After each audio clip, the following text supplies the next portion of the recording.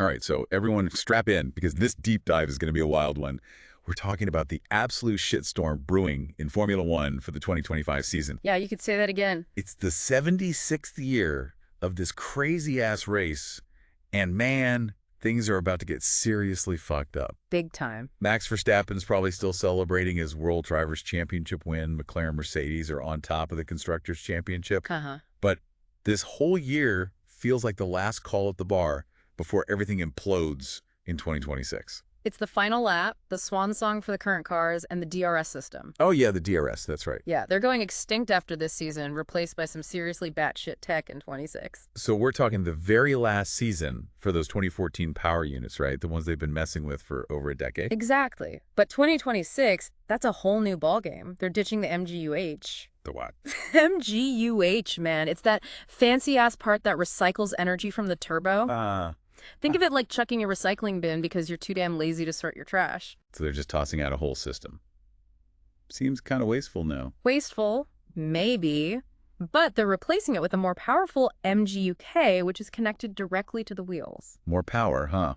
I guess that makes sense. Yeah, it's all about raw power. More juice to the engine, more speed on the track. These new cars are going to be absolute rockets. Hold on to your asses because shit's about to get real fast. All right, so we've got new tech coming in. But what about the teams themselves? They're going through some crazy changes too, right? For sure. Red Bull, they've gone and renamed themselves Racing Bulls.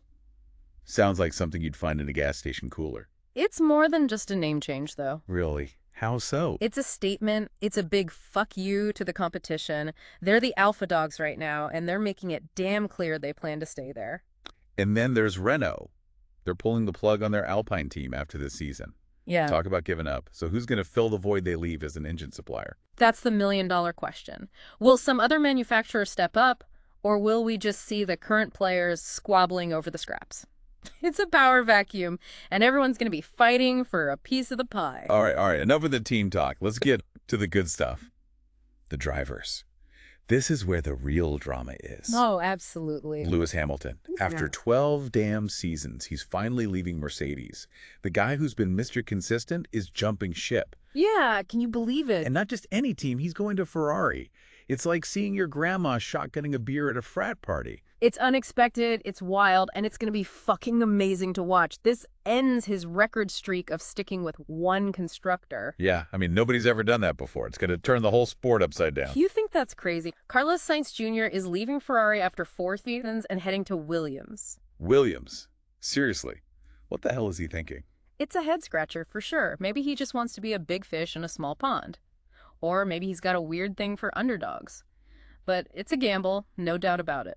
And then you've got a whole army of rookies coming in this year. 6 fresh faces, ready to piss off the veterans. Rookie invasion. Oliver Behrman at Haas, Andrea Kimi Antonelli at Mercedes, Jack Doohan at Alpine. Don't forget Gabriel Bortoleto at Sauber. Yeah, and Liam Lawson snagged a seat at Red Bull Racing, and Isaac Hadjar's with Racing Bulls. It's gonna be pure chaos.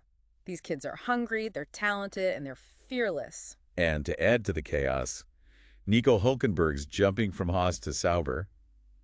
Esteban Ocon's moving from Alpine to Haas. Right. And good old Valtteri Bottas is crawling back to Mercedes as a reserve driver. It's musical chairs on steroids. The driver market this year has been absolutely bonkers. It's like someone chucked a grenade into the paddock and everyone's running for cover. You said it. It's going to make for some seriously unpredictable racing. Unpredictable. I'm thinking more like a total shit show. Yeah, that too. Buckle up, folks, because this season's going to be a wild one. You haven't seen anything yet. And you know what's even crazier? Sergio Perez.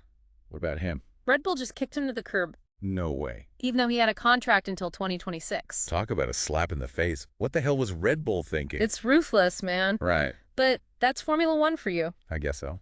Loyalty means jack shit when there's a chance to get a driver with even a tiny bit more potential. So who's replacing him? Liam Lawson. He's moving up from Racing Bulls. Makes sense. And who's filling Lawson's spot? Isaac Hadjar, their reserve driver. It's like a never-ending game of musical chairs. Nobody's safe, man. So the drivers are all shaken up, but what about the race calendar? Any surprises there? Well, the Australian Grand Prix is back to kick off the season. Oh, nice. I love that race. Bahrain and Saudi Arabia are getting pushed back a bit. Why is that? Ramadan, man. Gotta respect the holy month. Fair enough. And I'm guessing the Russian Grand Prix is still off the calendar. You guessed right. Nobody wants to race in a war zone. Good riddance. But get this. We've got a whopping 24 races this year. 24? Holy shit. That's a lot of racing. And 6 of those races are going to have the sprint format. China, Miami, Belgium, the U.S., São Paulo, and Qatar. They're really packing it in this year, huh? They're trying to cram a whole season's worth of action into every weekend. Sounds intense. It's going to be a wild ride, that's for sure. All right, let's talk about the rule changes. Hit me. They're increasing the minimum driver weight to 82 kilograms. What's the deal with that? Are they trying to turn these guys into sumo wrestlers? Not quite. But the driver's weight affects the car's balance, you know? Right. Teams are going to have to scramble to adjust their setups. And some drivers might have to lay off the donuts. You got it. It's survival of the fittest out there. Speaking of fitness, they're making driver cooling kits mandatory in extreme heat. Yeah, remember those meltdowns in Qatar last year? Yeah, that was brutal. You don't want a repeat of that. Safety first, I guess. Always. And what about the DRS? Any changes there? They're messing with the slot gaps on the rear wing. What's that going to do? It could make it easier or harder to overtake, depending on how they tweak it. So, more overtaking, more drama, more excitement. Possibly. But they gotta be careful. Make it too easy to overtake, and the races become predictable. True, true. What other rule changes are they throwing at us? They're getting rid of the extra point for fastest lap. What? Why would they do that? Who knows? Maybe they're trying to simplify things. Or maybe they just like to keep us guessing. Could be. So less emphasis on raw speed, more on strategy and consistency. Exactly. It's going to change how teams and drivers approach the races. Interesting. What about the rookies? Are they getting any love this year? Actually, yeah. Teams now have to put their rookie drivers in free practice twice per season. So they get more seat time, more experience. It's like a boot camp for the next generation of speed freaks. I like it. It's a good move. Gives them a taste of the real deal. But there's a catch, right? And not. They're making it harder for teams to test old cars. Yep. They're tightening the screws on testing, trying to level the playing field. So the big teams can't just bully everyone else with their unlimited resources? That's the idea. I like it. Makes things more fair. And in case qualifying gets rained out or some other shit goes down, they've got new rules for the starting grid. No more chaos on race day. They're trying to keep things organized. It's Formula One, though. Chaos is kind of their thing. True enough. And before we forget, there's that big season launch event in London. Oh, yeah, at the O2 Arena. All the teams, all the drivers, all the new cars. That's just going to be a spectacle. And then there's the preseason test in Bahrain. The calm before the storm. One last chance for the teams to get their shit together. Before the real battle begins. Man, this season's going to be one for the books. You can bet on it. All right, so we've got this massive shakeup happening. Drivers jumping ship. New rules coming out of their asses. And this whole tech revolution about to explode. It's like Formula One's going through puberty or some shit. Puberty's a good way to put it. Formula One's growing up, pushing boundaries, and not just about speed and tech anymore. It's strategy, sustainability, and putting on a show that'll make your balls drop. Yeah, but some folks are bitching, saying these changes are going to ruin the sport, that it's losing its soul or some bullshit like that. What do you say to those old farts clinging to the past? I say wake the fuck up, grandpas. Change is going to happen whether you like it or not, and Formula One's always been about pushing the limits. If it stayed the same, it'd be boring as hell. These changes are like a shot of adrenaline straight to the heart. Okay, so let's talk drivers. Hamilton and Leclerc at Ferrari. Two titans in the same damn car. Who's going to come out on top? Tough call, man. Hamilton's the old lion, 7 championships under his belt, and still hungry. Leclerc's the young blood, already proven he can win. It's going to be a clash of styles, a battle of egos. And what about Verstappen? Still at Red Bull, but with a new teammate, Liam Lawson. Can Lawson handle being Verstappen's sidekick? That's a tough gig. Verstappen's at the top of his game. Red Bull's built around him. Lawson's got the talent, but he'd better learn fast. And let's not forget the midfield battle, always a shit show. Yeah. Hulkenberg at Sauber, Ocon at Haas, Sainz at Williams. It's going to be a bloodbath for those points. The midfield's where you see the real fighters, man. They're scrapping for every inch, every tenth of a second.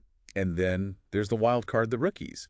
Could someone like Behrman at Haas or Antonelli at Mercedes pull off a surprise and land on the podium? Anything's possible in Formula One, my friend. These rookies are hungry, talented, and they're not afraid to take risks. So, legendary drivers jumping teams, a new generation of talent coming in hot, rule changes that could flip the whole script, and this tech revolution breathing down our necks. It's a lot to wrap your head around. It is, but that's what makes Formula One so damn addictive. It's always evolving, pushing the limits of what's possible. And 2025 is going to be a turning point, a total game changer. All right, so what's the bottom line for our listeners? What should they be watching out for as this season unfolds? Keep your eyes on the drivers, the teams, the strategies, the tech. Watch how they deal with the new rules, the new cars. It's a test of skill, a battle of wits, a goddamn spectacle. Buckle up, because it's going to be one hell of a ride. Well said. And that's a wrap for our deep dive into the 2025 Formula One season. Driver drama, rule changes, tech revolution, we covered it all. As we wait for the season to kick off, keep your eyes peeled for those early signs during the launch event and pre-season testing. It's going to be a wild one, folks. Until then, keep those engines revving.